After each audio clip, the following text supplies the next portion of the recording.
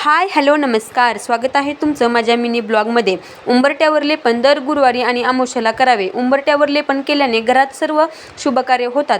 हळदी ही अँटीऑक्सिडंट असते, घरात येणाऱ्या निगेटिव्ह एनर्जीला थांबवते, घरात सकारात्मक ऊर्जा येते, सुख शांती लाभते, वास्तुदोष आणि ग्रहदोषसुद्धा दूर होतात. इकडे ना माझी स्वामींची फोटो पुसताना खूप आपदा होत असते. मला सोप्यावर चढूनच फोटो पुसावा लागतो आणि मी अशीच रोज सोप्यावर चढून वरती दिवा अगरबत्ती वगैरे लावत असते. काय करणार, आपदा जरी झाली तरी चालेल, पण मी अशी वरीच चढून अगरबत्ती वगैरे लावतच असते. आज ना लाईट गेल्यामुळे आज गॅसवर पाणी ठेवायला लागलं आणि लाईट होती तोपर्यंत फक्त माझीच आंघोळ झालती. त्यामुळे मी इकडे माझ्या पुरता चहा ठेवला. त्रिशा आणि तिचे पप्पा अजून झोपलेलेच होते. मी ना कालच देव वगैरे स्वच्छ घासून घेतले होते. खरं तर मी देव हे आठवड्याला घासून घेते आणि आज गुरुवार असल्यामुळे मला स्वामींचा अभिषेक करायचा होता. त्यानंतर खूप वेळ होतो देव वगैरे घासायचं म्हटलं की, म्हणून मी कालच मंदिराची सगळी स्वच्छता करून घेतली होती आणि आज फक्त मला स्वामींचा अभिषेक वगैरे करून घ्यायचा होता.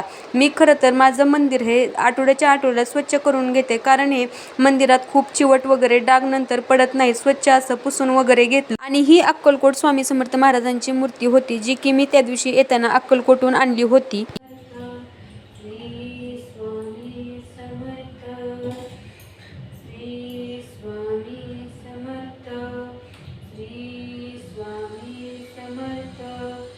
मी अक्कलकोटमधून येतानाच मला वस्त्र स्वामींचे घ्यायचे होते, पण मला तिथे नाही मिळाले. नंतर मी बार्शीहून आणले रुद्राक्ष माळ वगैरे, स्वामींचे सगळे वस्त्र मी नंतर बार्शीतून घेतले.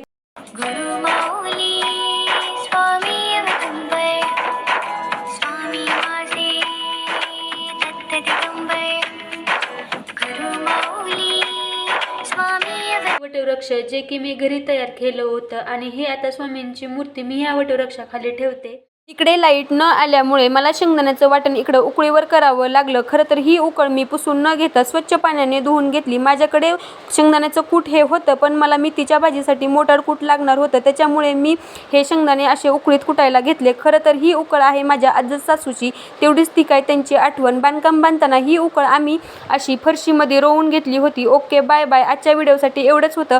भेटूया नेक्स्ट व्हिडिओमध्ये.